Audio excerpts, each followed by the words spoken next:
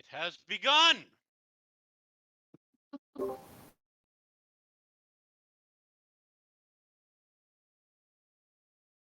Okay, just about time for us to get started. Hello, everyone. Welcome to our second meeting. Let's see. If you look in the chat, you'll be able to get a link to the agenda for today if you don't have it already.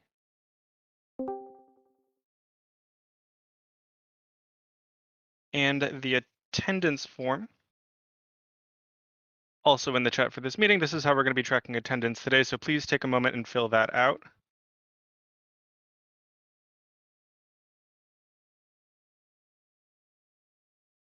As you're doing that, just some housekeeping stuff to go over. First of all, I just want to remind everyone that our deadline for having a functional bylaws proposal to put before the Oratory War Council is the end of August. That's the deadline according to the original motion proposed at the War Council a few weeks ago. So that's the timeline that we're working with. I want to remind everyone that chat is being recorded, so just be aware that whatever you're putting into the chat today, that's going to get recorded as well. If you have something that you would like to say or contribute that you don't want to be recorded in chat, you can please send that either via direct message to Ljuda, or you can email that to dagorhir.bylaws at gmail.com, which is the email we're using to manage stuff. Any questions about any of that before I go forward?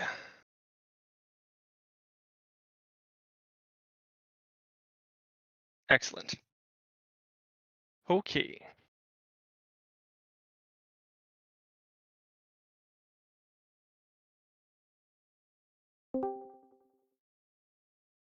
First thing we've got on our agenda today is voting logistics.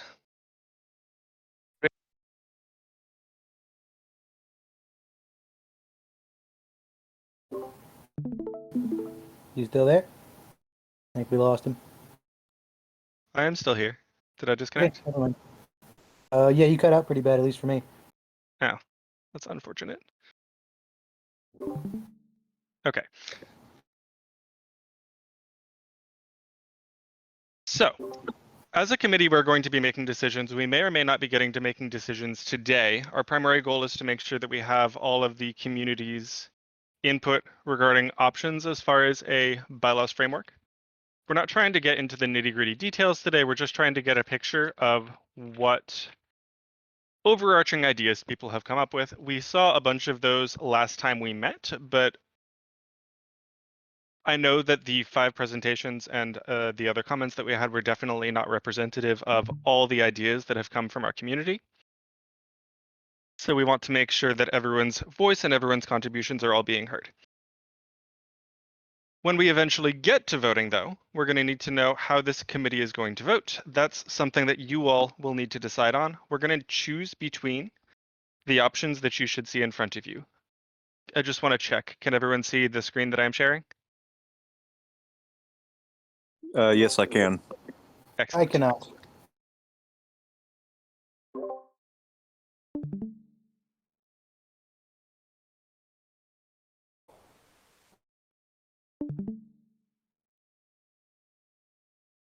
Oh, there it is. All right. Yeah. Thank you. So, it's not loading, but my computer is a piece of shit, so carry on. okay. Well, there's not too many options, so you should be able to keep it straight. As we vote, we're going to be voting by chapter representatives that are here present, so only the chapter representatives, you should know who you are, and each of you should know who your designated chapter representative is. Those are the people that are actually going to be casting votes. The options that we've got are, whenever we've got a decision to make or something to vote on, we can choose via a simple majority, where whichever option gets 50% or more of the vote is the option that is chosen. We could do a qualified majority where there's a 60% minimum for a successful vote, and if we nothing gets above 60%, we would have to debate, discuss, and then vote again. Plurality voting is similar, except it means that if no option gets more than 50% of the vote, whichever option got the most votes is the one that is chosen. And then ranked choice voting, if you're not familiar, is a voting method where all the different options get assigned or get ranked by the people voting. And then based on their ranks, the votes are weighted. And then the final calculation accounts for the various weightings of the ranks that you choose. So when people vote, their first choice gets, say, 4 points, second choice gets 3 points, third choice gets 2 points, fourth choice gets 1 point. And then when you tally up all the votes, and this is something of an oversimplistic example, whichever option got the most points would be the one that was chosen.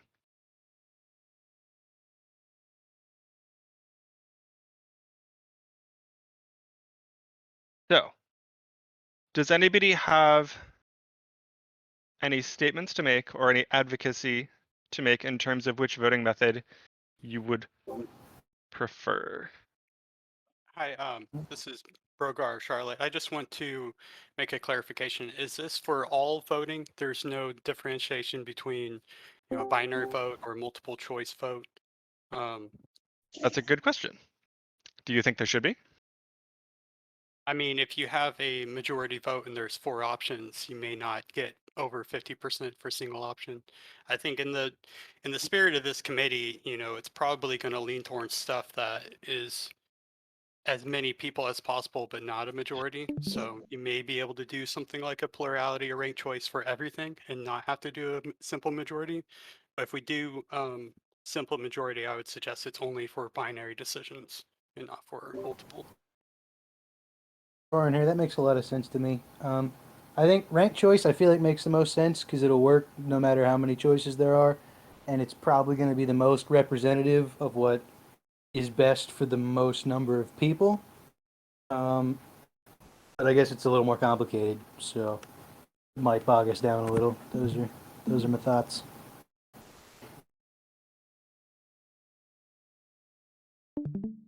This is Jeffrey from New York City here. Just a clarification, I think ranked choice voting may actually be a little bit different than what is described. To my understanding, it's where everybody ranks all the choices or only some of the choices. And then if no choice gets 50% or no choice gets a majority, the lowest choice gets eliminated. And the people who voted for the lowest choice, their number 2 choice, their votes go to the number 2 choice.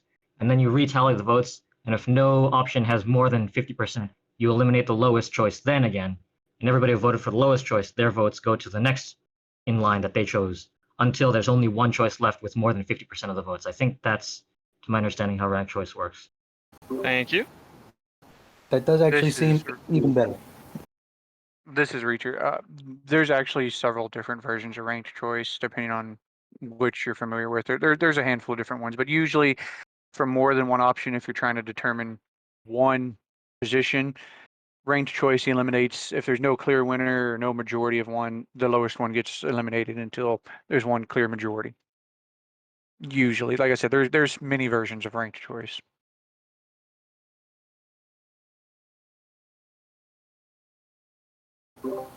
Okay, so now that means 2 separate options for ranked choice voting, at least, that I have heard so far. Luthien here with a question. Yes. If you do a ranked choice, how will the votes be tallied? Is there some sort of like automatic system, like a computer program that could do it, or would this be someone having to go through and do it all themselves? So if we end up using ranked choice voting, it's possible to do votes via a Google form that'll then be able to quickly tabulate all the votes and then like crunch data more easily because you can take the Google form data, export that into an Excel sheet, and then manipulate that stuff. There are probably also voting programs or voting websites that I am not aware of that would do that faster, but I do not know what those are.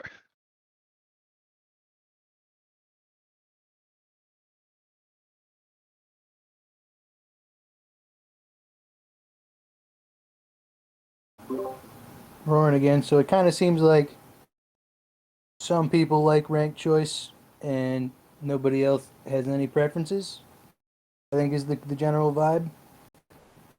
That seems to be what I'm hearing.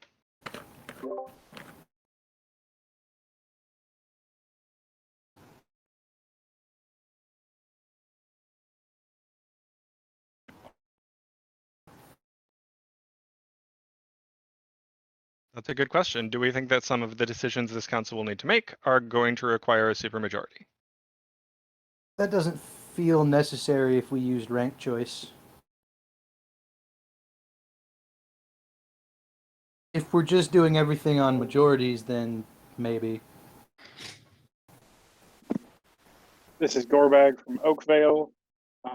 I feel like we could probably put a procedure in place if there was something that we felt needed a supermajority, where for that particular motion, we call for it to be a supermajority. I think the decision is going to be whether standard is for ranked, plurality, et cetera. And we can always call for a, more specific version for specific votes. Yeah, I offer one idea. Continue. Or elections or things that require us that a choice be made. Recommend that we do the ranked choice or simple majority, whichever one. For decisions that are like rules changes, I recommend we implement supermajority. As someone said before, binary, approve, disapprove.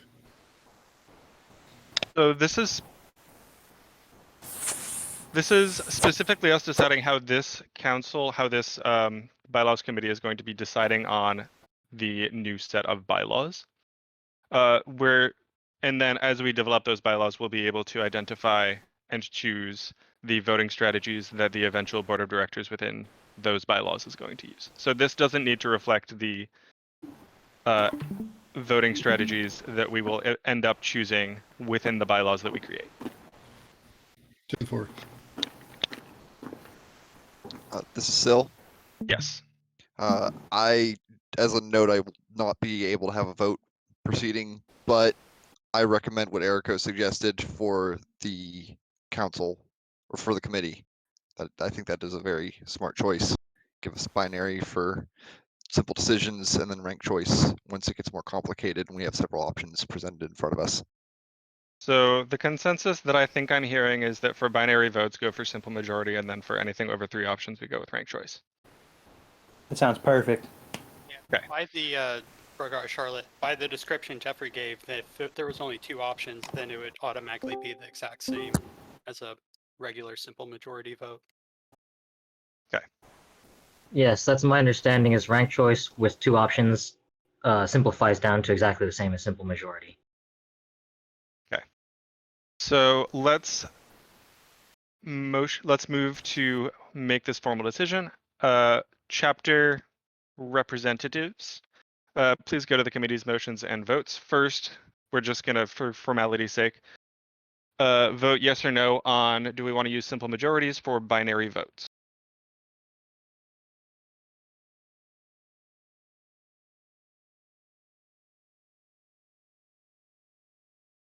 Just a point, Brogar Charlotte, is this separate from the discussion of quorum? Yes. Roaring here quick. I don't have approval to post in that group, in that chat.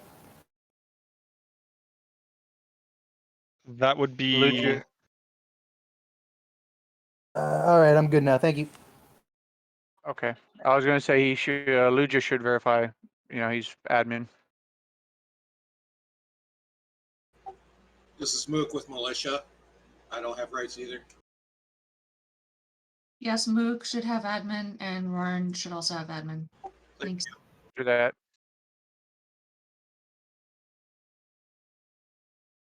Another Someone has note a on lot Discord. quicker. Sorry. This is Reacher. Another note on Discord, guys. I might notice a little bit reduced attendance. That is now because everybody has to do the rules read first, and it's not completely wide open to the public as it used to be. All it means is they have to click yes, they agree to the rules before they can see us, and that's it. Only difference from last time. Okay. So far, the vote is unanimous. If anyone else is still working out voting privileges, please continue to do so. But we're going to move on from that. Simple majority for binary votes passes.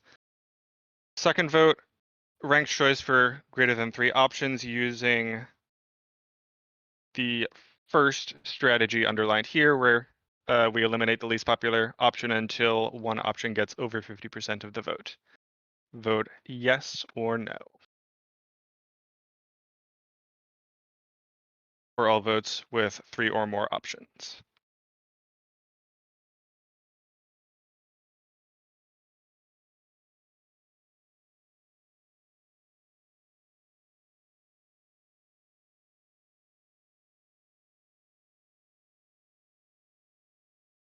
Just like to point out that that was a double you said there, greater than or more. It should be greater than or equal to 3.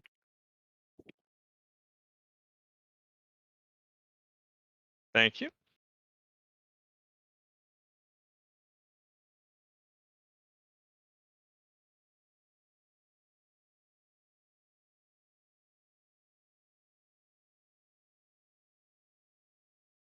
I'm going to give that 1 more minute.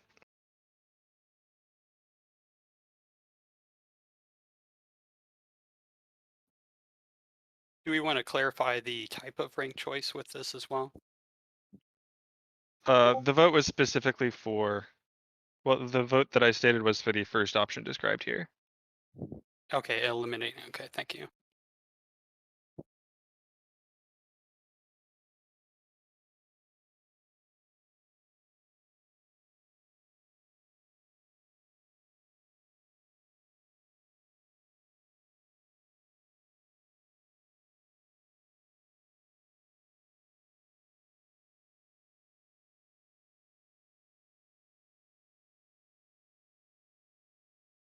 Okay. So now that we have that decided, moving on to the second item on the agenda today, which is collecting input regarding framework for the bylaws. If I may interject, Please. Brogar, Charlotte, do we need to clarify quorum, or have we just decided on quorum as those who have participated in the vote?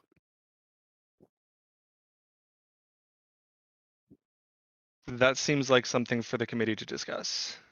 So Yeah. opening up the floor to thoughts.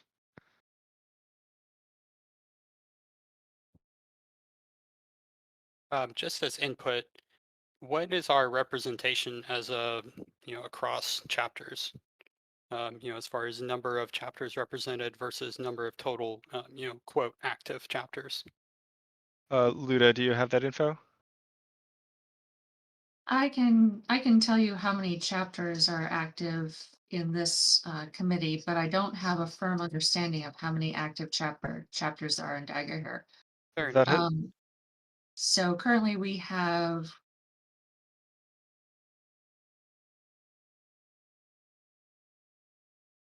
19 people who have told me that they are chapter representatives.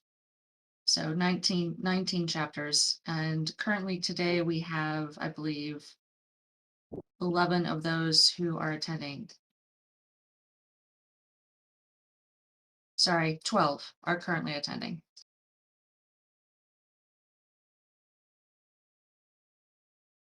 Okay, thanks.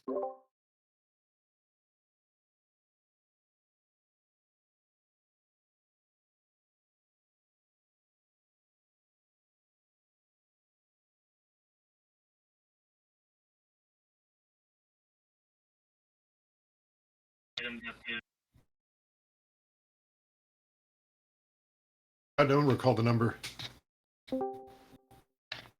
Ljuda, remind me how many total we have? We have had between last meeting and this meeting? Total people attend or total chapter reps? Total chapter reps, please. Let's see. Sorry, I believe I said 19, but I'll recount one Okay. moment.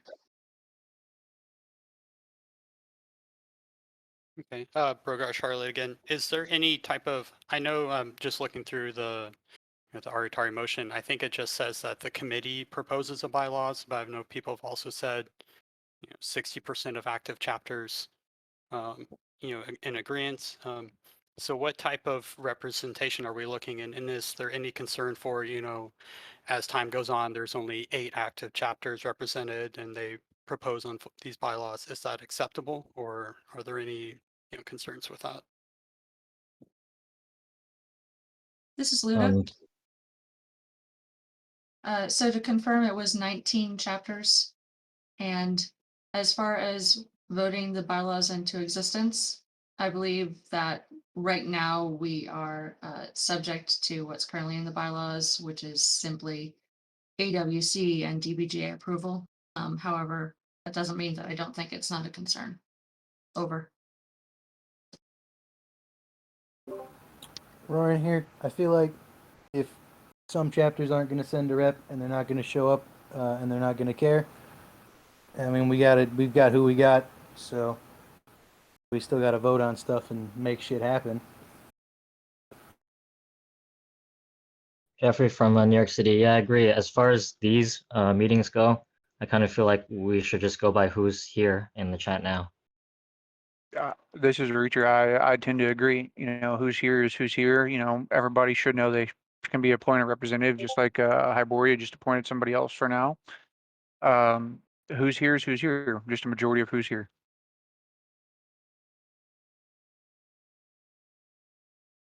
Okay, Brogar, Charlotte again. I think that makes sense to me too. I would say that we are limiting voting to happen only during these meetings, right? So that might be one stipulation to put in. Luthien here. I think that, I mean, that sounds like the best idea, but I think we should also make sure that we have something in place so that way we can say that we tried our best to get a hold of those chapters that don't have representation and at least offer it to them. I'm afraid that a lot of the people, like, I know there's a lot of DAG fighters that don't even know that this Discord exists, let alone this committee, and they may feel like they're being intentionally left out. This is Gorbag from Texas. I know that Ljuda and the other organizers have been doing a good job of posting about these meetings in the various dagorhir Facebook groups, as well as sending emails to last known chapter reps. So I think as long as we continue to do that and continue to encourage participation and continue to allow new reps to join in the future, we can at least point to the fact that we did the best that we could do with the contact information that we had. Roaring here, I agree with Gorbag. I mean, every realm has their own, every chapter has their own official email that's had an email sent to it, and they've been posting it, doing a really good job on every social media platform that dagorhir has. So there's no way anybody can say we didn't try. This is Reacher. Go ahead, Moot. This is Mook with Militia. If I'm here in the central Michigan, I guarantee you I got it. I'm here. So it's been an absolute fantastic job getting the information out.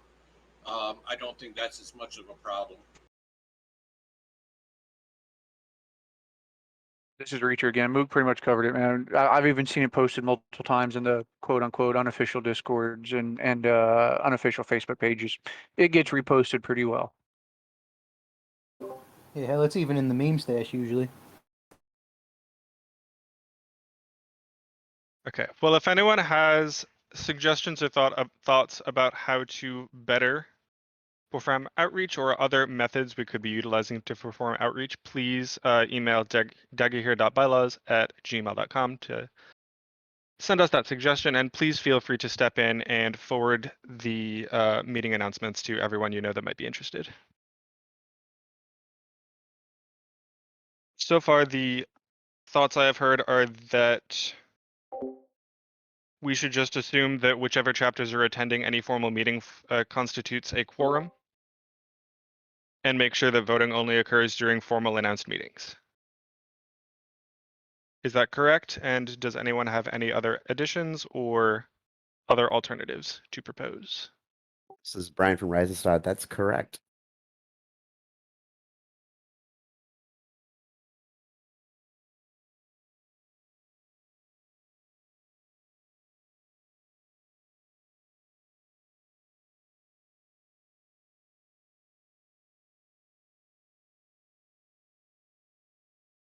I'm not sure if I understand. Would you mind clarifying, please?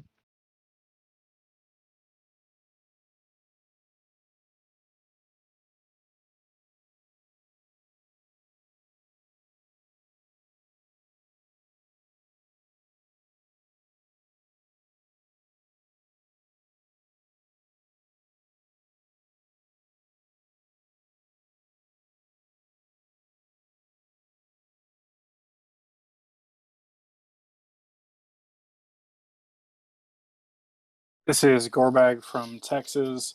I may be misunderstanding what you're saying, but I would say that would be outside of our responsibility or really even ability as a committee. And that would be on the Aratari War Council and BOD to reach out to existing chapters because it's our job to create the bylaw proposal, but it's the AWC and BOD's job to vote on accepting it. Let me clarify my own understanding or make sure that I'm understanding what you said, Stone. So you said that you thought that when we as a committee are choosing or approving the final bylaw proposal that we are going to put before the Aratari War Council, we want to make sure that we propose the bylaws that we're for the committee and then give the members of the committee time to see it and process it for, say, a week before the committee votes to approve it and send it off to AWC. Couple days, okay, but some longer than a single meeting time frame.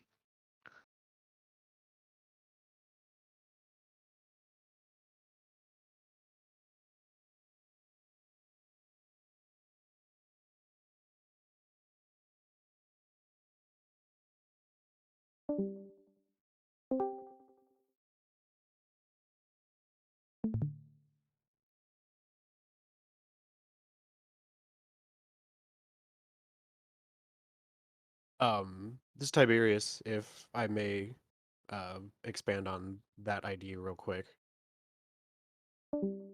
Wait till you're done writing. So Please continue. Okay.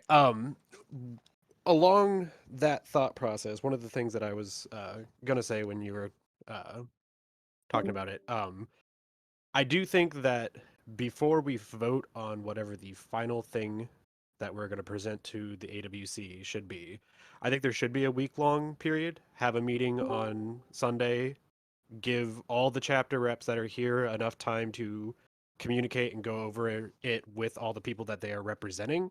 That way, if there is any people that are that the representatives that are here might hear the people that they're representing, and then might change their opinions on the way that they want to vote based on what their players have to say about it. I think that'd be a smart idea to get the involvement then in place. Also, one of the things that I was thinking was the for the official quote unquote official meetings where we're actually doing the voting, specifically that last one, or at least those last two, we should probably set those as a date in stone. I understand that that's going to be a little bit difficult today, and I don't think we could get that date in stone today, but we should definitely have a set date for that so that people know and can plan ahead to make time to be here. And we should probably have a minimum amount of time before we set that date. Maybe give people 2 weeks before we have that final meeting, so that people have time if they need to get time off of work or anything like that to get themselves here or get somebody that can represent them and their chapter here. Because I was reaching out and getting out to a couple other people that I know that are chapter representatives that aren't here right now, trying to see why they aren't here and if they could get somebody here. Just because I knew that there's a couple people that I didn't see in the list that said they were going to be here, but for whatever reason they aren't. And I think a lot of it comes down to everyone that's here and was here last week got to hear everything and was like, oh, okay, next week at 7, we discussed that, yada, yada. But anyone that wasn't here and didn't take the time to listen to the entire meeting or only read the notes may have missed that. And I think having solid set dates, because that's one of the things that I think that we need to actually include in the bylaws itself too, is set dates for meetings that way we don't have to have as much of a concept of establishing quorum for voting rights, because I think having a ad hoc meeting where you have a handful of people come together and then being able to vote on things is not a good way to be a representative democracy. So yeah, any questions? I know I kind of rambled there for a second. I've noted your comment on us setting a date for that final vote and having that date sometime probably within the next month. So we're going to add that to logistics to our agenda items for the next meeting or the one after that. That's, yeah, I could see where you're moving that around. So yeah. Yeah, that was a big thing that I wanted to point out about with those two there, is just with that particular meeting, that is probably going to be one of the more important meetings that we have. And for anybody that needs the chance to get the time off, because I know that not everybody can easily be here on a Sunday afternoon or whatever date it is that we do choose to do it. So I think having it long enough in the future for people to get that time off is very important. Cool. This is Gorbag from Texas. To kind of split the difference on that, I think that we could, because it's going to be hard to set a date until we get the bylaw proposal to some sort of a working document. So I feel like we could probably, put in our committee rules that when we go to make the motion to vote on the bylaws, that it has to be, X number of weeks minimum out from that vote. In addition to that, because this committee does have a deadline of, I believe it was August 2nd, that does shorten our timeline to get the first iteration of the proposal out. For the possibility that there is a majority no on that proposal, so we have time to come back, address concerns, and then vote again. So just additional things to be considering on the logistical side of it. Okay, these are important comments that we definitely want to make sure are added to the committee's planning, but that's something that we can decide on at a later date, I think. For today,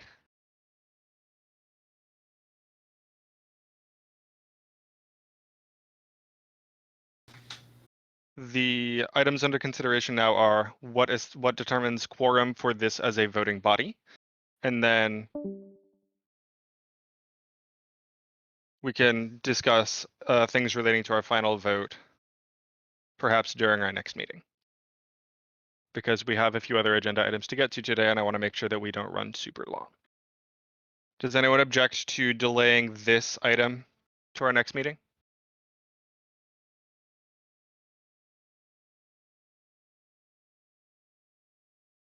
Okay. And now, are we ready to vote on what constitutes quorum for this committee as a body?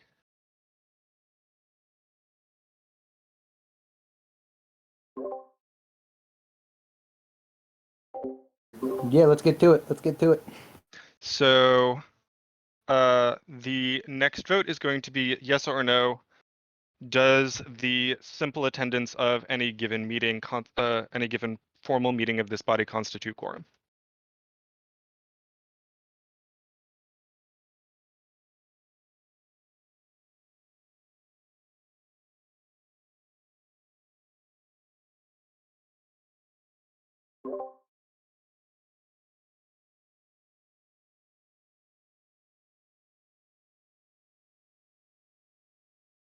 Yes, please, for future votes, please allow Stone a minute to write the motion into the chat before we start votes. I would vote in there, but it says I do not have a permission to send messages in that channel. Solid, thank you.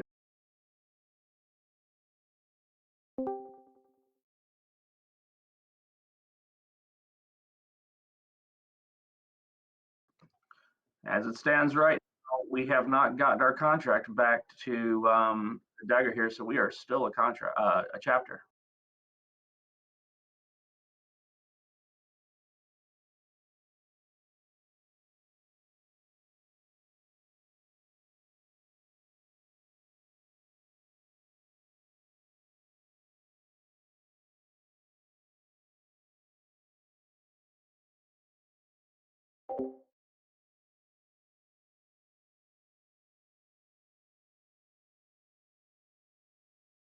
About 30 more seconds.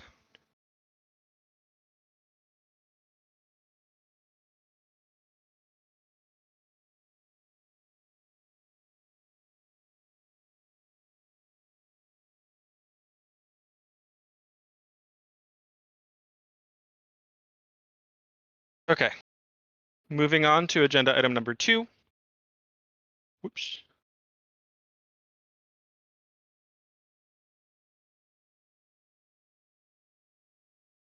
I've collected here a number of the ideas and thoughts or proposals that people have had. Some of this is from the bylaws proposals that were presented last time. Some of this is from things that were added, sent to the dagorhir.bylaws email. Some of it is from proposals put in this Discord. Some of it, I think, is from things posted on Facebook. This is a limited and not all-inclusive collection of or list of the ideas that we've been collecting in terms of the broad structure that a set of bylaws might include.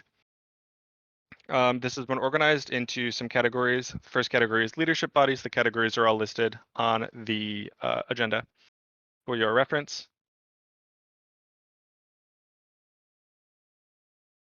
Every single proposal that we've seen includes some form of board of directors. So board of directors composition is the next one.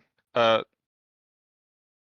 roles and responsibilities of the leadership bodies, the roles and responsibilities of individual chapters, how voting happens, either for the board of director members or within the chapter council, how the DBGA, as it becomes created, may fund itself, and then requirements for chapter to be considered an active chapter and requirements to be an active member. So we're going to go through these one by one, and I want to make sure that we're collecting, well, first, that you're all familiar with the options that have been proposed so far. And then I want to open the floor to, once we've gone over the basics or what's already here, I want to open the floor to any other ideas from the community that have not yet been included, because we have limited time and limited manpower, and there have been a lot of ideas put forth in a lot of different media. So, looking at this first section. Yes. Sorry, this is Ljuda. Go ahead. Just as a point of organization, I wanted to make sure that we're clear on how we are going to accept suggestions given during this meeting. I don't know what your plan was, but my preference would be for the person to type it into the committee meeting chat room. So at least we can go back and do a direct copy paste. If that doesn't meet your understanding, that'd be great to clarify. Over. Yes, that would be great. Thank you. The proposals that we have seen for how the leadership bodies of a Dagorhir Battle Games Association might be set up include having just a chapter council with ad hoc committees, so no board of directors, having a chapter council and a board of directors of 6 annual elected members. Those 6 members would be president, VP, secretary, magistrate, arbiter, treasurer. A chapter council and BOD of 9 rotating members serving 3-year terms with annual elections for 3 members each year. And then a chapter council, board of directors, and board of trustees.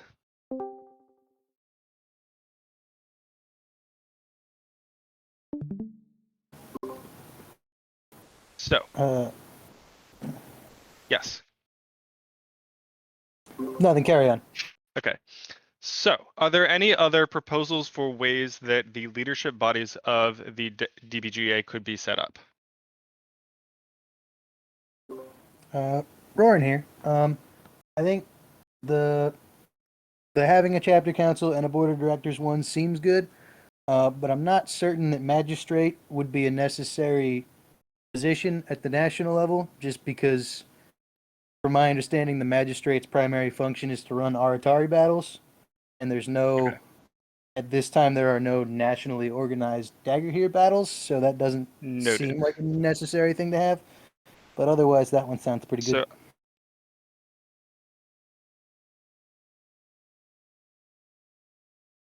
So let's, since the board of directors is a separate organizational item, I'm going to actually edit this now, and we're going to cut that down to just having a board of directors of annual elected members versus a board of directors of rotating members with 3-year terms, since that's the functional difference between those two items. Thank you.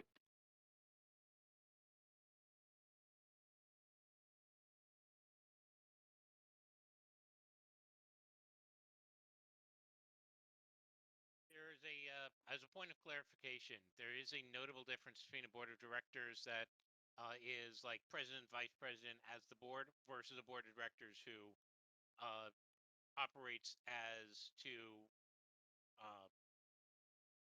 be the manager of the president, vice president, magistrate, whatever. And that is a worthwhile conversation and distinction between the two. Okay.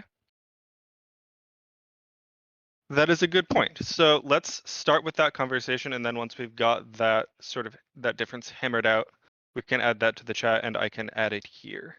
So let's open the floor. What do we see as the difference between those two things? And then how could the leadership bodies... So how would we have a leadership system where there's a board of directors and then the president, VP, and stuff? What would we call the group of president, vice president, and other officials? The executive board, perhaps? Executive board? Okay. So then would you mind adding to the chat, and then I'll add here chapter council, BOD, and executive board.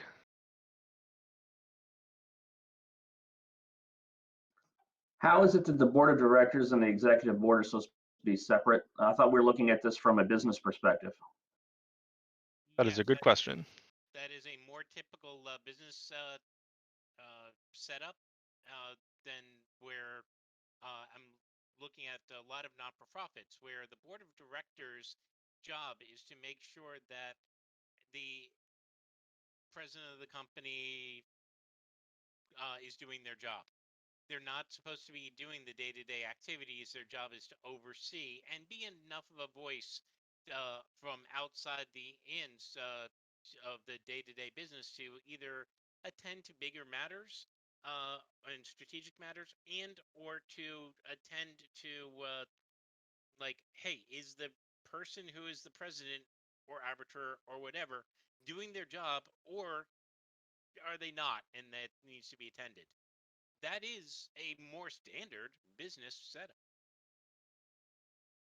Brandy, if I can interrupt you real quick, I'm having a real hard time hearing you. That's even cranked all the way up in Discord. I don't know if I'm the only one. No, I Roaring agree. here, you are definitely not the only one. I'm having a real hard time hearing him. Okay. Much better. That's better.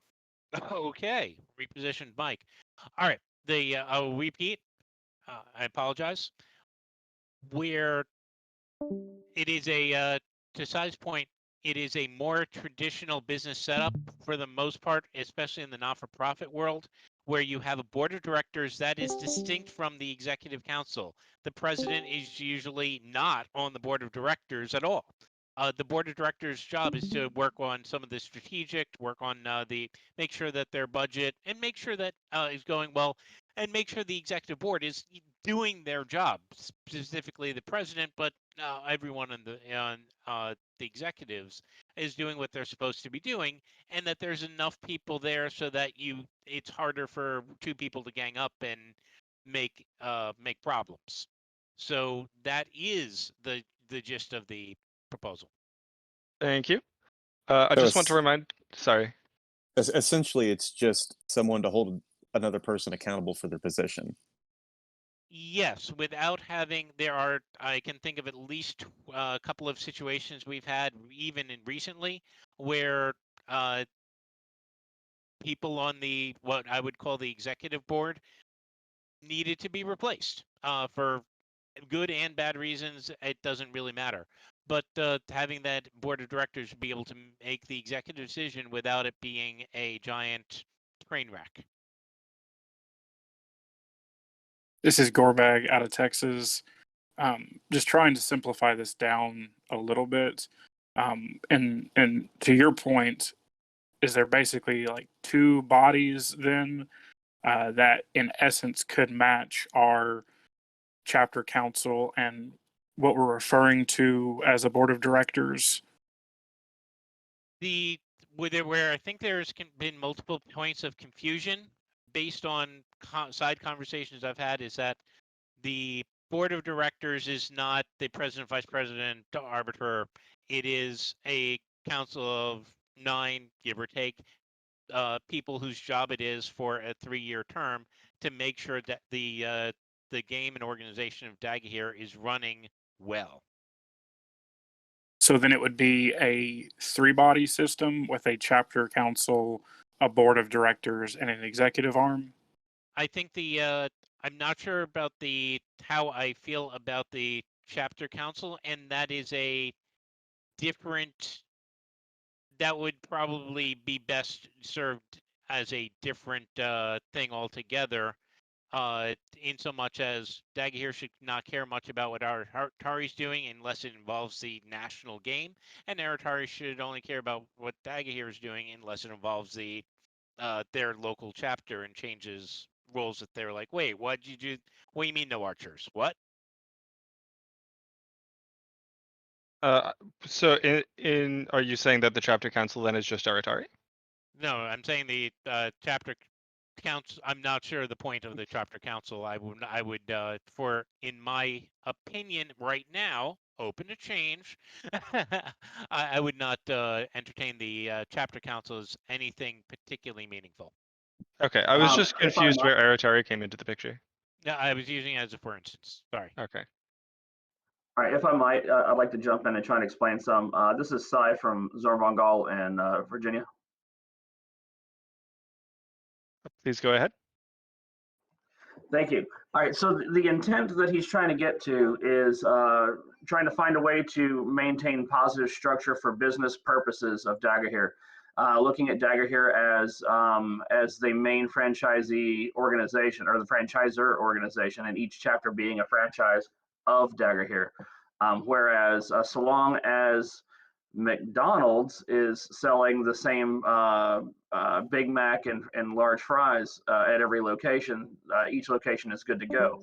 But they have to be careful to make sure they don't run afoul, because if they start selling fried chicken and mashed potatoes, it's going to cause problems for the major organization. Likewise, the major organization of McDonald's can't unilaterally decide to just drop giant changes to the menus without preparing it through the council of the franchises, and that's where the chapter council comes in. That would be the point where everyone comes together and really discusses what new changes could happen with the national organization. But as far as the board goes, they're just there to hold the president and vice president accountable, to make sure that they're not off doing things that are going to damage the game long term, especially whether it be financial or just massive changes to the structure. Roaring here. So essentially, if we do the system where we have the executive board and the board of directors, the executive board will do the day-to-day functions. They'll be the president, vice president, etc. And the board of directors is essentially just a bunch of dudes that fire those guys if they mess up. And hires them.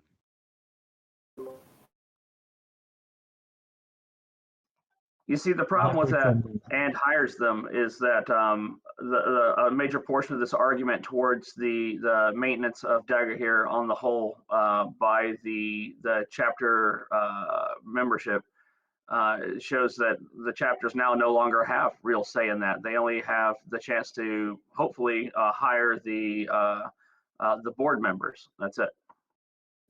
Roaring again. So I feel like a good solution to this then is, since presumably the chapter council, once we have this all hammered out, will elect the executive board. They can just also have the power to call a vote and fire them if they're messing up. And we don't have to involve this third organizational body at all. Jeffrey from New York City. Yeah, exactly. It kind of seems like the chapter council will be having the job of hiring and potentially firing the executive board. So I think we can have the board of directors be the group of chapters that is dagorhir, right? So I was imagining the chapter council would be the ones who'd be voting on who's going to be the next president, and maybe we can write some provision in for recalling a president with some sort of majority or supermajority of the chapter council if needed. So in my mind, what people are describing as the role of the board of directors is what a chapter council would do. February is here. I was gonna actually say pretty much that same thing, that in this like bottom strategy here, that either the BOD would need to be elected by the chapter council, and then the BOD would be in charge of appointing the executive board, or the BOD should just be the chapter council. It would need to be one or the other, because like having the chapter council electing a BOD and then also electing yearly executive members, it's redundant. I mean, you're electing two governing bodies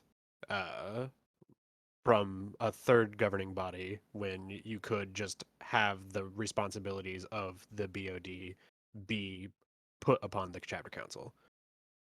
One of the weaknesses I've observed in dagorhir versus how it's been run versus many other not-for-profits I've worked with, and yes, my day job involves doing business consulting, business professoring stuff,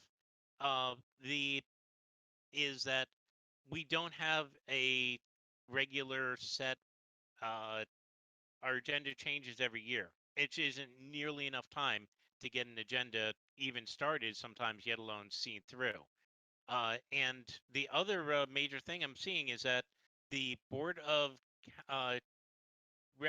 the representative samples that we get are not necessarily representative of the player base, and that is also very unbalancing. So as long as it's okay, you have a chapter and your chapter leader, that's one vote.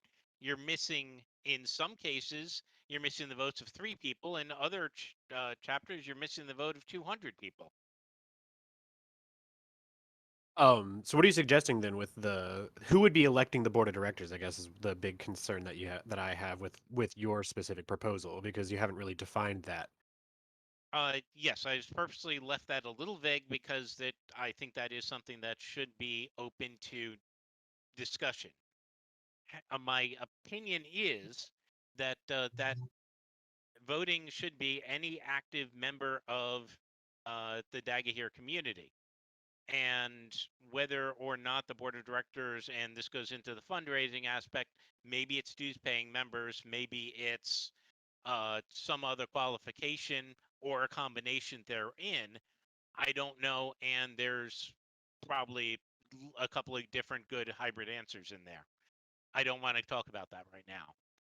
But the point is, my take is that you get better democracy by having effectively your representatives go.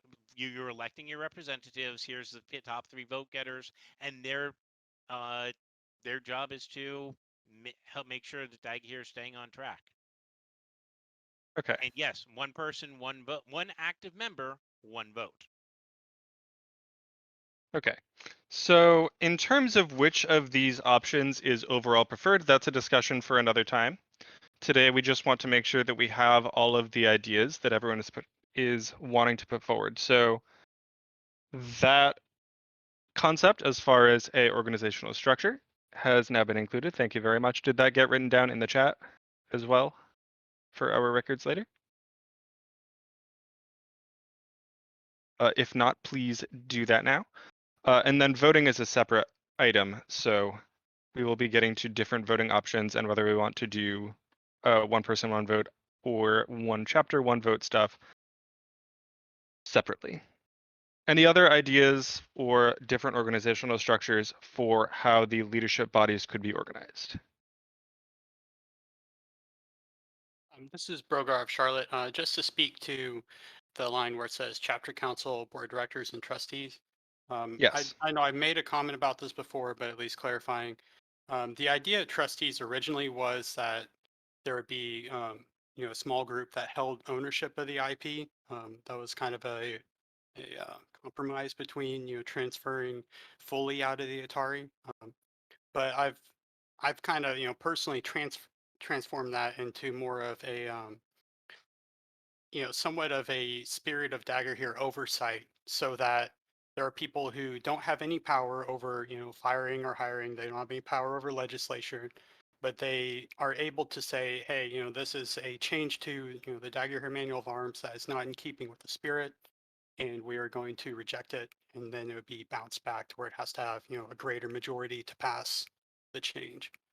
Just as, like how a president could overrule or could veto a vote, a similar thing, except for that power would be held by a separate body that was their only power. Okay, and then, thank you. And then the election and decision of who those trustees are would be something that we determine later.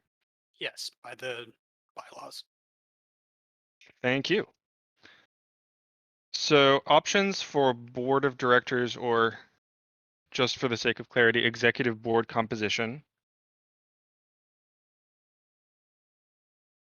The two proposals that I've seen were a 6-person board a la RAG Work Council with president, VP, treasurer, secretary, arbiter, shadow. And a 9-member with president, VP, treasurer, secretary, arbiter, shadow, chapter admin, website admin, rules admin, social media admin, merchants guild rep, and then events master. Are there any other structures for an executive board that anyone would like to propose? Brogar, Charlotte, I'll post the list from my proposal. Please do. And then I can copy paste that here. Luciana here. Yes. Could I just get a quick clarification on what exactly the shadow would be? So my understanding is that within RAG, the shadow is a person that acts as a fill-in for VP, treasurer, secretary, or VP, treasurer, or secretary if they are unable to fulfill the responsibilities of their role. Is that correct?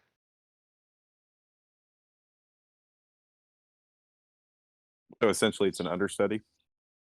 That is my understanding. Okay.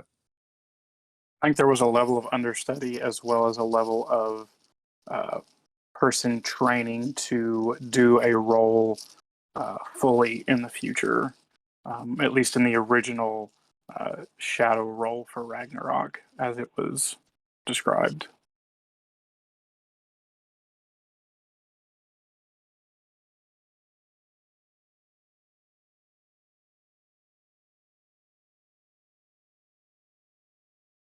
This is Francis with Fourth Age. I've got a quick question about the merchant coordinator and the event coordinator. Would those essentially replace the event coordinator, the coordinator positions for these at Ragnarok? Because that's currently really actually only dagorhir's only big event so far. So would those two positions replace the ones that Ragnarok has currently? Let me see where if I can find where this was originally proposed and find more details. One sec. Okay, while you're looking for that, I do have one thing I think would be worthwhile to add on with this. Assuming that the chapters have some kind of agency in this in this new restructuring. Of course, we would assume that the chapter presidents or their representatives would relay stuff back to the players.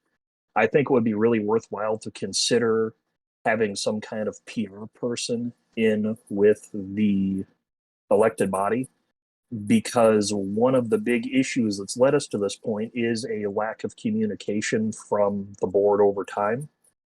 And having somebody whose job is to communicate with the players at large and to make sure that what's going on in whatever this council is going to look like going forward is being communicated to the players as a whole. Roran here, I think having an official elected PR person is a really good idea because Dagger here has horrible PR. Not to, put it too bluntly, but that's Noted. the way. And you guys all know it. And that's why we're here. Tiberius here. If you scroll down a little bit on your screen, that section of text that Brogar had put in, I think that was Brogar that put that in, right? Yep. Right. I like the composition of this, specifically that it's removing the titles and putting in more of a directly, this is what your job is going to be. I think it would help having that be the standard operating procedure going forward. You have an executive director, a director of operations, director of public relations, director of finance, director of records, arbiter, even having a director of event coordination, a director of chapter administration, all those sorts of things, so that when people are running for a position, they know what they're getting themselves into, and they aren't running for a title as opposed to running for something that they actually feel and understand and believe that they can do. You have something to say, Roran? Yeah, I just think I was just going to say I agree with you. Yeah, because we're done.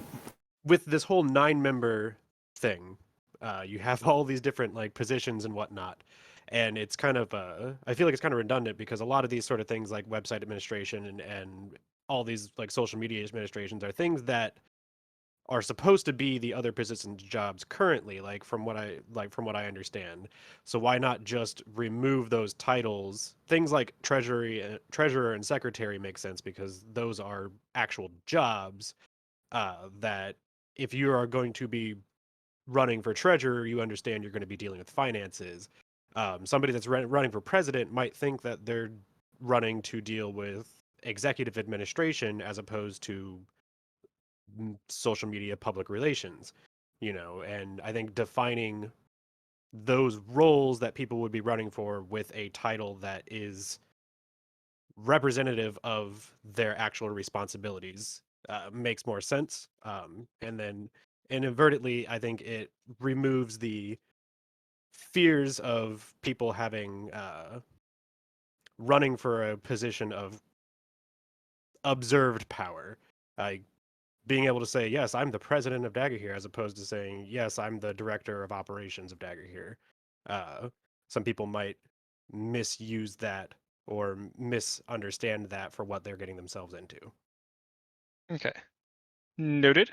Thank you. And then as we, I'm having trouble finding the specific description for the Merchant Guild's representative and the ones that were mentioned here.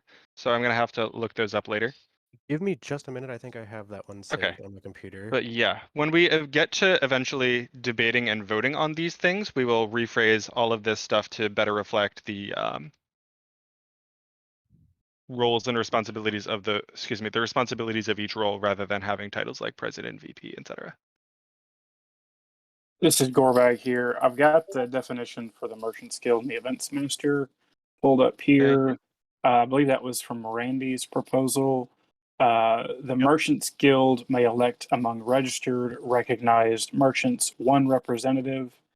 And then Events Master, this person is someone nominated among people who have organized major events, approximately 3 days or longer with 850 plus attendees. Okay,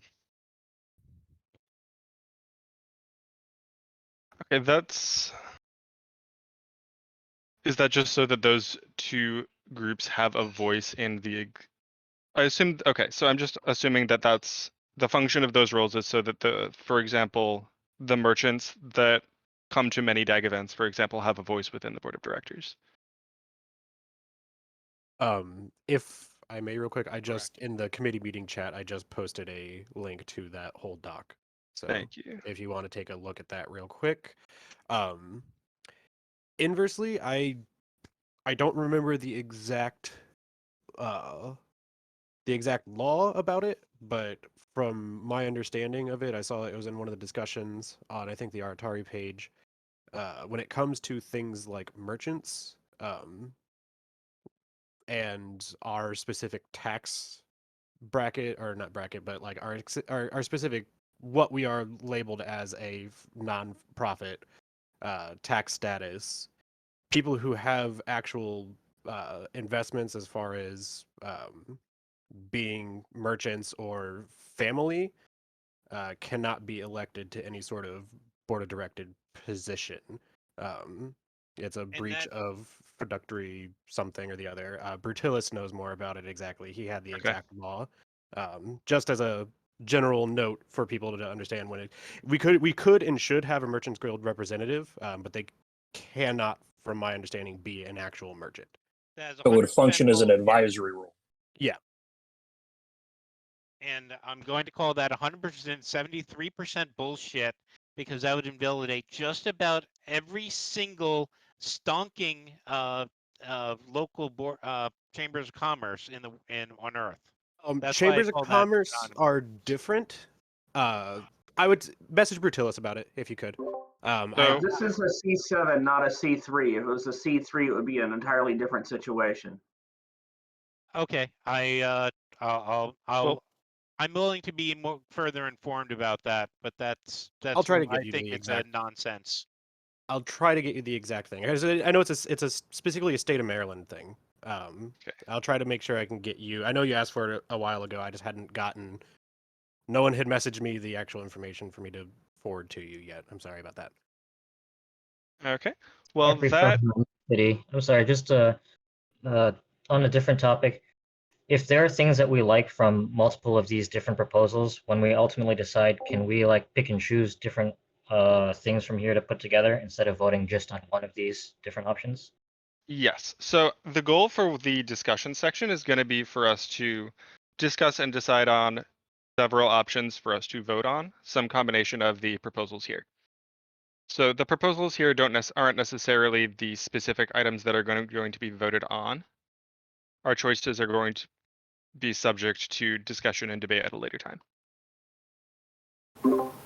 I have, Ron, sorry, I have a question for Brogar regarding the director of operations, and I guess it's similar to my comment earlier about how the magistrate does not seem like a necessary position. And I'm sorry, I haven't read your proposal. I don't know if it's available for reading.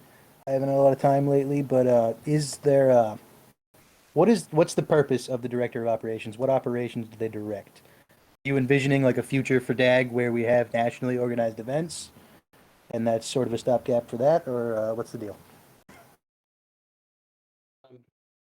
So let me I put together the proposal it's in one of the channels or whatever. So I just recently did that, so no worries on not seeing it. The bullet points I have are for the director of operations. They would be the lead event coordinator. So they'd be they would, let me take back a step. One of the main things about the proposal I have is that, okay, so a person is a director of operations, but this would not mean that they are everything that has to do with operations. They would have oversight of a department, which would include, for example, the lead event coordinator. So just to clarify, it's more of a departmental responsibility. But so the director of operations department would, have a lead event coordinator that would be a go-to person to ask about what do I need to set up for an event, what type of facilities do I need, giving them help with that. There would be someone who, would be tasked with creating construction guides or making tutorials and posting those online. There'd be somebody who could give fighting tips, just kind of an idea of what different national level things they could oversee and generate in that role. Okay, so this person. Sorry, go ahead. Finish with that. I was just saying, mainly having to do with any activity that happens as part of dagorhir and them providing help from a national level, not necessarily running it individually, just a kind of a supporting role. Okay, so this person is essentially a resource for chapters or other groups that are running events.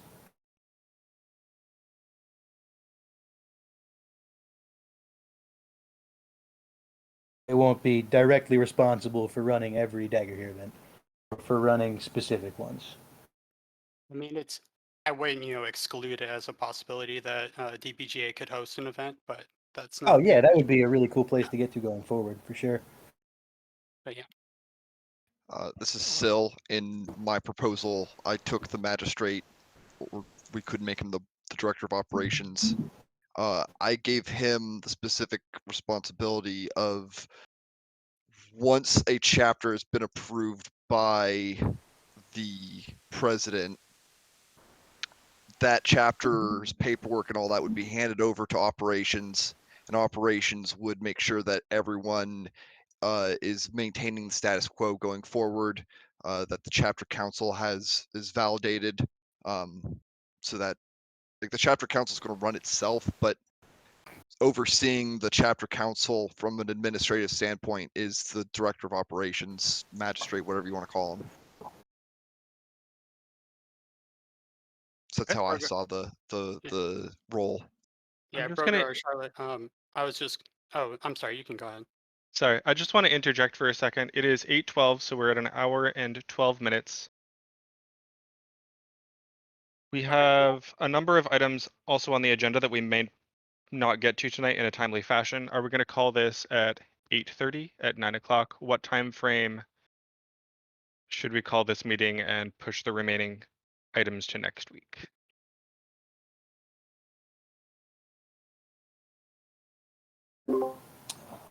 Roaring here, I would not mind 8:30 because generally I go to bed at 9 and I haven't showered since dag practice today, so that would give me enough time. But if it has to go late, that's fine too.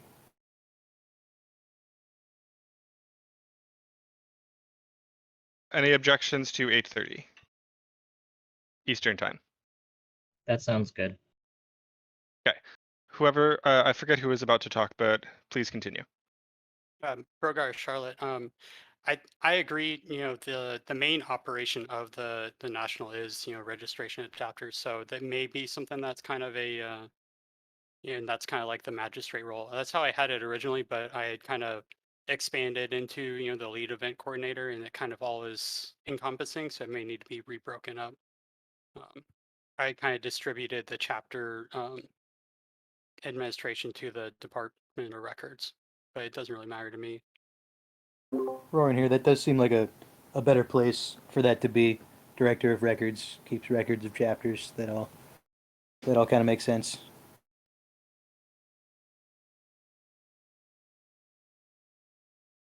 Any further proposals or questions to better understand the proposals that are in front of us?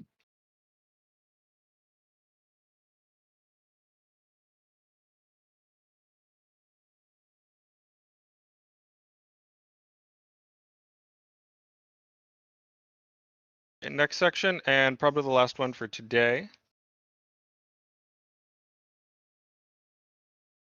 So leadership and chapter, or excuse me, leadership roles and responsibilities and chapter roles and responsibilities are here listed as separate items, but they are related. The general sort of consensus or list of things that end up being the responsibilities of the various leadership bodies, whatever they might be, in the proposals that we have seen have included managing IP rights, managing national bans of code and code of conduct stuff, so the sorts of things that the arbiter does now, managing the website, doing taxes and stuff like that, managing DBGA's nonprofit status, MOA updates, facilitating communication and collaboration between chapters, enacting programs that promote the growth of dagorhir. And then chapters, roles and responsibilities include attendance records. If chapters are like depending on funding decisions, doing paying dues to the DBGA each year, so that's pending funding decisions, reporting chapter finances, and holding events.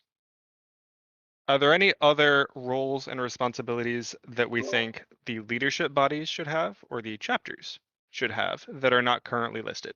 Because this is definitely not an exhaustive list. Luthien here. I do have a question about chapter roles and responsibilities. Yes. Okay, so speaking on behalf of smaller realms, I'm from like super nowhere, Kansas. My realm is lucky if we have 10 active fighters at a time. So holding a certain amount of inter-realm events would be incredibly hard for us. Could we change it instead of holding certain amounts of events to either holding or attending a certain amount of events? Certainly. Yeah, that's the actual decision there is something to vote on, but that is a very good point that holding inter-realm events could be prohibitive to smaller chapters. Right, Sai. we're kind of in the same boat here in the middle of Pennsylvania. It's kind of hard to host too many events. We just don't have the numbers for it. So that makes a lot of sense to me as well. This is Gorbag. Not necessarily to this conversation, maybe outside of the scope of the chapter roles and responsibilities, but at some point, it'd probably be beneficial for us to discuss what does and does not qualify as an event. Reading the chapter contract as it is right now, the implication is that feasts and just a garbage practice and things of that nature, as long as they are open to all chapters, they would qualify. So a lot of the things that smaller chapters, including my own, do currently, technically, as long as you follow paperwork correctly, would qualify, depending on how we choose to define an event. Correct, Gorbag. This is Sai from Zormongol. We currently hold between 45 and 50 events a year, with 2 larger events and 6 smaller events, in addition to a number of community engagement events. Yeah, absolutely. Within the first 2 months, we've already covered down on the number of events that would be contractually necessary for us to hold. The bigger concern is this whole idea of having to have inter-chapter events.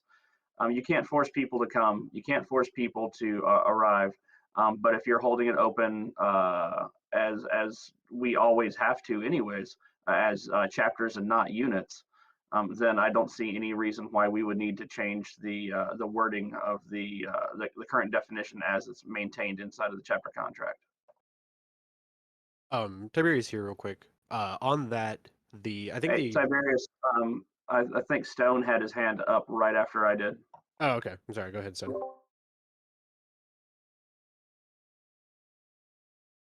I had something specifically just to say right to Sai real quick. Okay. One of the things that what I understood is the idea of the inter-chapter events isn't people from other chapters have to attend. It's that it can't be prohibitive against people from other chapters. That's all I had to say about that. I think that's what the point of the inter-chapter event thing is. It's not saying that you have to hold events and get people from other chapters to come to it for it to count. It's that you have to hold events that are open to other people from other chapters to be allowed to come to. I'm going to That's a rephrase fair statement. inter-chapter to open events then. Correct. Cool. I would also like to make the point, a true reading of the contract as it is right now requires that the event utilize the dagorhir gaming rules system, which means that it has to be a combat event or an event that incorporates combat. So a lot of things that we have traditionally considered an event, we may want to, look at that working definition in the contract. Thank you. Noted.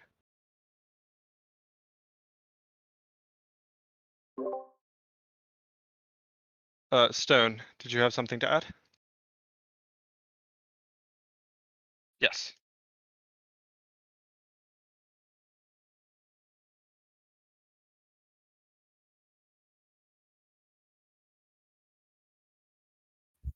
Thank you.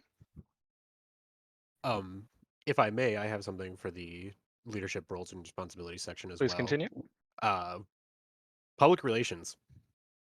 Like, yeah, that should be True. included in there. Like, they should be in charge of maintaining and doing that as a resource. So, Thank you. And that's implied in a number of the board of directors proposals, but that should yeah, be explicitly written down. explicitly stated. Thank you. And Jeffrey from New York City. Also, I don't see on there just keeping an up-to-date list of the rules, because that's kind of been an issue for the past couple of years as well for us. That's manual of arms updates. Yes or no? Okay, exactly. And maybe social media director. That person, I think, has a lot of overlap with the public relations, but perhaps somebody who is elected by everybody to determine what policy is like on dagorhir's like outward-facing groups like the Discord or the official Facebook groups. Roman here. I think to that end, I think it might be a good idea to empower the sort of members of the executive boards, the heads of their departments, to appoint whatever people they need. If the director of PR thinks they need somebody who's just in charge of the social media presence, they could then appoint. I don't think that needs to necessarily be an elected position. That just feels like it's going to get really bloated really quick. And I feel like if you empower the various, department heads or whatever you want to call them to bring on whatever people they need to do whatever they need done, I think that might be a more efficient and effective way to do it. I think in the section that Jeffrey again. I ordinarily would agree, but I think that one of the big things that has led to the recent issues has specifically been people's strong feelings about how the Facebook group is operated. I feel like it could actually help if the general populace felt like they had some say, whether through their chapters or directly, however we decide, in the operations of the social media of National Dagorhir. I do think electing the public relations person who runs that probably is good enough on that front, but maybe you're right. Maybe we do need an elected social media position. Tiberius, if I may, real quick. I feel like what you guys are discussing is great and is necessarily a thing we need to talk about, but right now we're just talking about what the responsibilities of the leadership would be, and public relations and social media direction is a responsibility of the leadership. How that is a separate discussion from what we're having right now. I apologize, Tiberius. No, you're good. I'm looking at our timer and trying to get us through to. You're good. I think what I was getting at is maybe we should have, the ability to appoint people to perform duties as they see fit, as a responsibility of the leadership. Specifically. So delegation would be a way. Yeah, basically delegation of duties, in a reasonable manner, I think is a good thing to have as a requirement for them.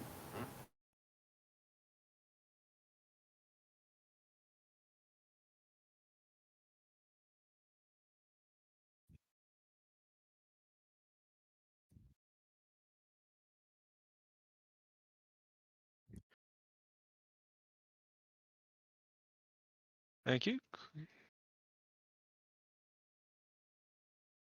And Jeffrey from New York City. One other thing, we right now have running events listed under chapters, but depending on how we ultimately decide the structure of National Dagorhir wants to be, it could be worth also putting running events, for example, like national flagship events, under the responsibilities of leadership as well, as in events that are coordinated by the national board as a whole, rather than by individual chapters.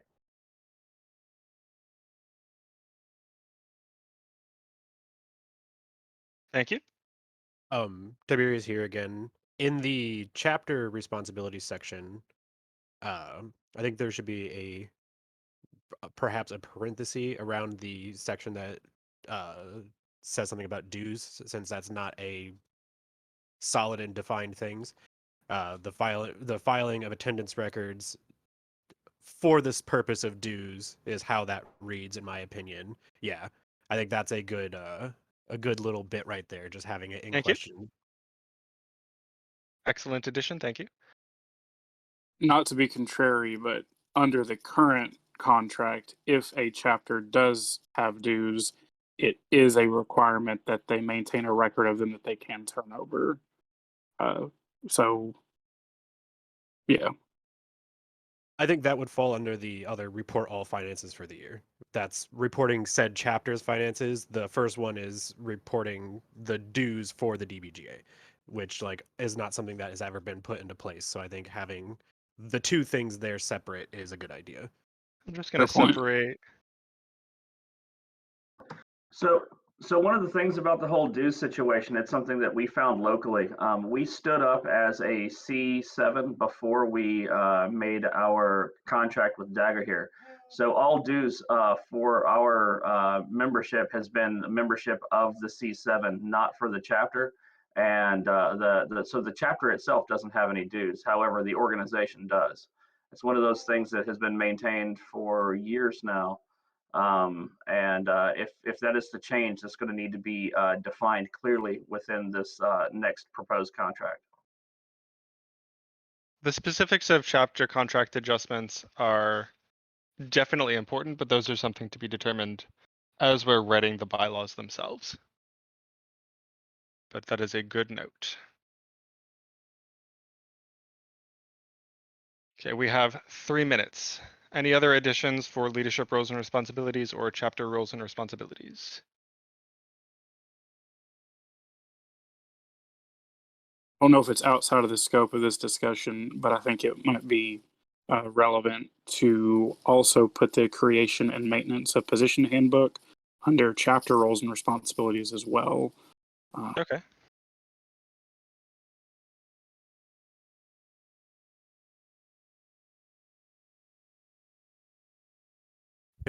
I can agree with that. That chapters should be maintaining a handbook of their own current and expectations of chapter code of conducts and whatnot, things like that. Just to hold up a flag, is there going to be, are we going to be maintaining the same level of autonomy for chapters, or is there an idea to enforce some, local level organization and structure with these proposals? Just saying that as a note that if we have requirements that they have to meet, that's one thing, but if it's organizational methods that we're requiring, that's a different level of change over the current method.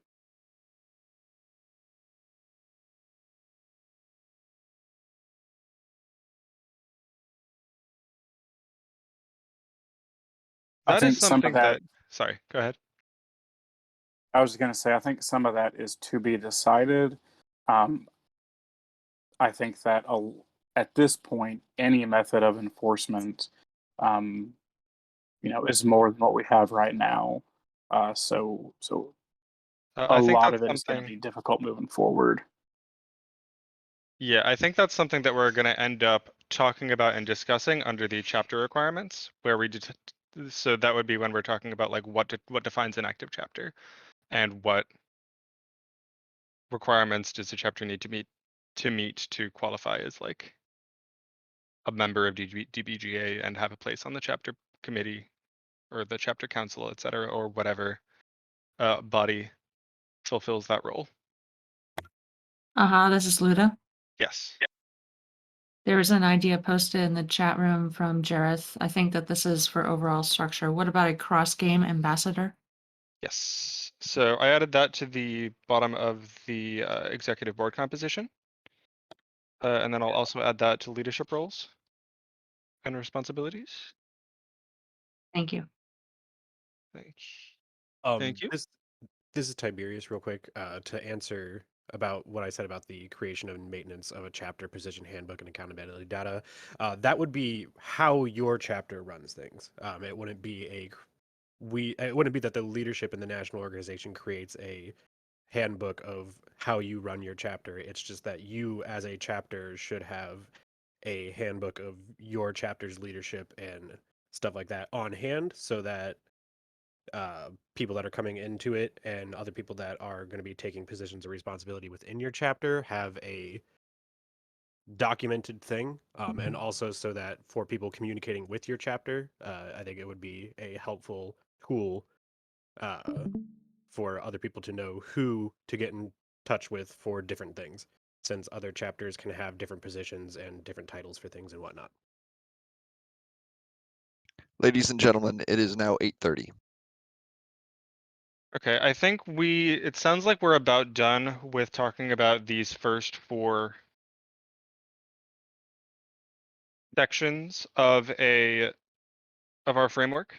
We're going to pick up next time talking about voting methods, talking about funding options, and talking about requirements for membership for both chapters and for individuals, and then what constitutes an event and stuff like that.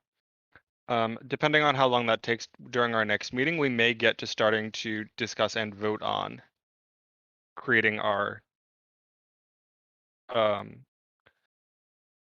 overarching framework. Thank you all for coming today. I look forward to seeing you at our next meeting. The survey that we sent out, I hope that all of you saw it and had a chance to fill it out.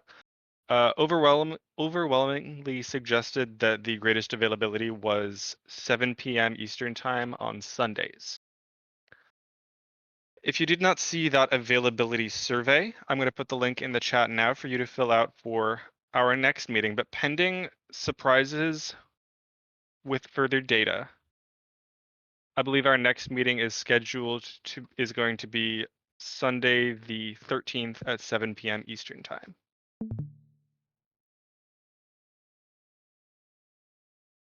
There's the availability survey for anyone that has not filled it out to complete.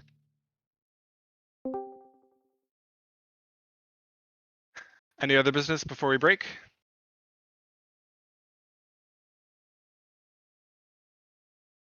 Luthien here. Yes. Where would you like me to put a topic I would like discussed for the next meeting? Please put it in chat. And just the committee meeting chat?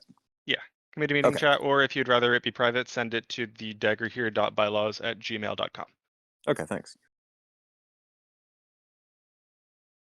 And was there somewhere mentioned where we were supposed to put in attendance? I missed There that at was the an beginning. attendance form put in the chat toward the beginning of our meeting today. Let me see if I can find it.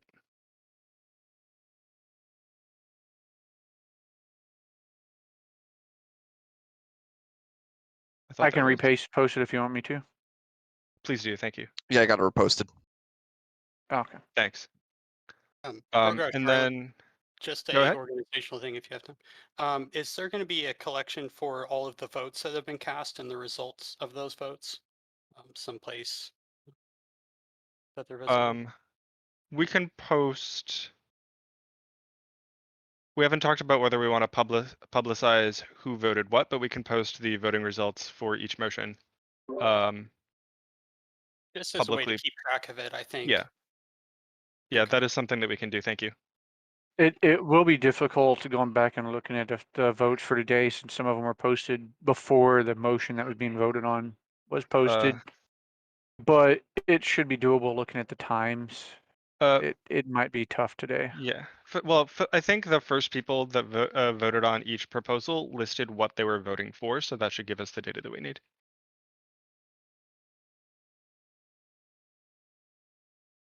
True. Yeah, I mean, you could probably figure it out just from the timestamps. Honestly, there was so much time between votes.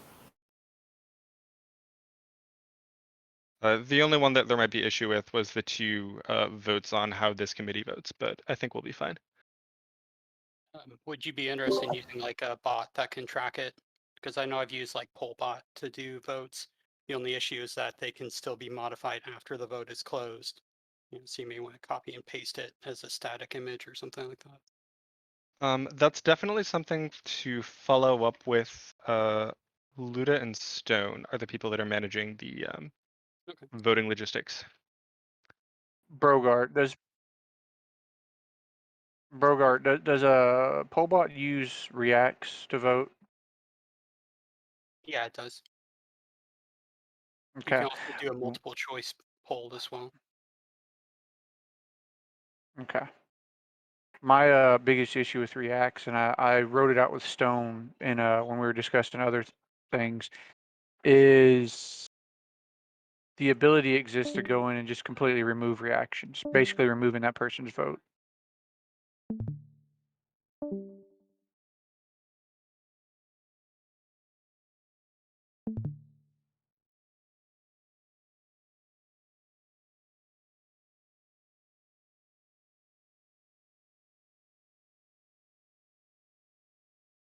Yeah, that's why I was saying you would want to take a picture of it and then post the image, and then it's immutable, uh, rather than leaving it as just a reaction poll.